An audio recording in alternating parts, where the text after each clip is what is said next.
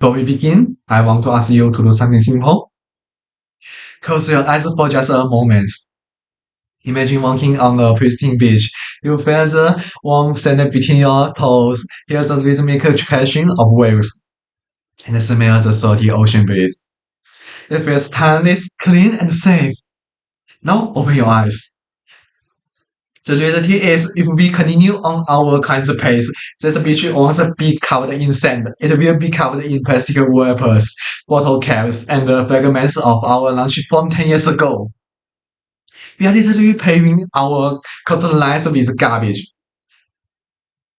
Do you know that a single plastic bottle, the one you casually grab from a vending machine, can linger in the ocean for up to 450 years? This bottle will outlive you, your children, and your grandchildren. Even more terrifying.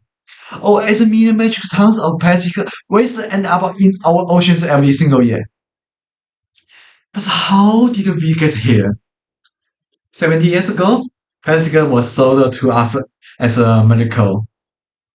It was cheap, less waste, and most importantly, convenience.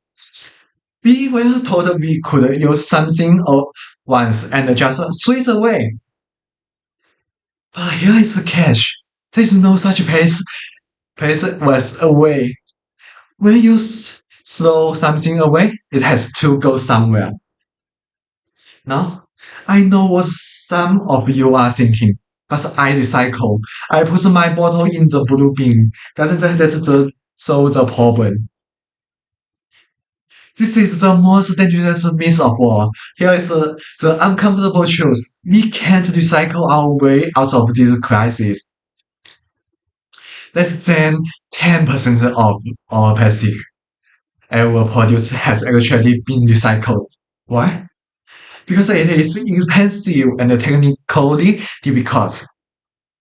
Most of what you put in the recycling bin is actually shipped to developing countries, burned or dumped in landfills. Relying on recycling is like trying to empty flooding baths with a teaspoon, while the tap is still running full blast.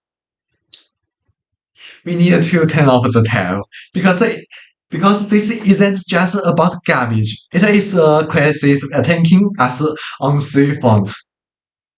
First, the reversible environmental scar.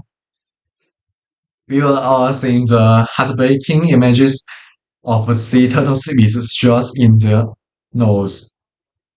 But it goes deeper. Plastic debris forms massive floating islands, like the Great Pacific Garbage Patch, which is now 3 times the size of France.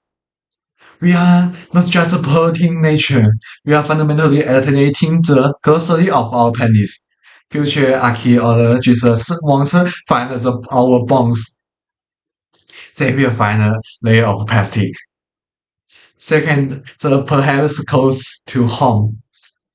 It's the threat to human health. Plastic doesn't disappear, it breaks down into microplastics. These tiny particles act like sponges, soaking up toxins in the water. Small fish is then bigger fish is the small fish, and finally, we eat the bigger fish. This is called bioaccumulation. Studies stress that the average person consumes about 5 grams microplastic every single week. That is the equivalent of eating a credit card every 7 days. Ask yourself, do you really want plastic flowing through your veins? The fourth economy.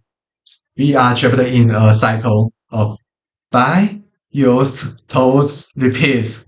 We spend billions producing items designed to be trashed in 5 minutes. There is an economic model based on waste, not value. It borrows from the future to pay for the laziness of the present. I know what you are feeling. The problem feels huge. It feels overwhelming. You must be thinking, I am just one student. I am busy. Physics is everywhere. I understand. It's, it is hard to be perfect in an imperfect perfect world. But I am not asking for perfection. I am asking for progress. So, what can we do? Start small, disconnect from the throwaway culture. Carrying a usable bottle, make it a part of your daily gear. Like your phone or keys, refuse the plastic bag at the store. Say no thank you to the plastic straw. These small acts are quite rebellious against a broken system. Then amplify your impact. Use your voice. Companies care about one thing: profit. If we stop buying plastic wrapped products, they will stop making them. Support bans on unnecessary single-use plastics. Demand corporate responsibility.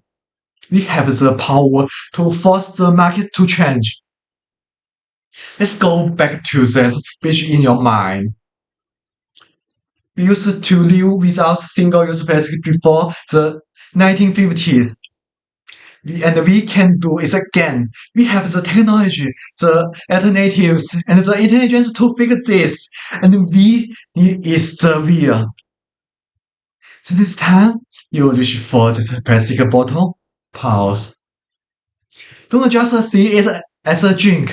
See it as a choice. A choice between a clean ocean or a dead one. A choice between health or poison. Remember, the greatest threat to our planet is the belief that someone else will save it. You are the someone. Choose the future. Choose life. Choose to say no to single-use plastics. Thank you.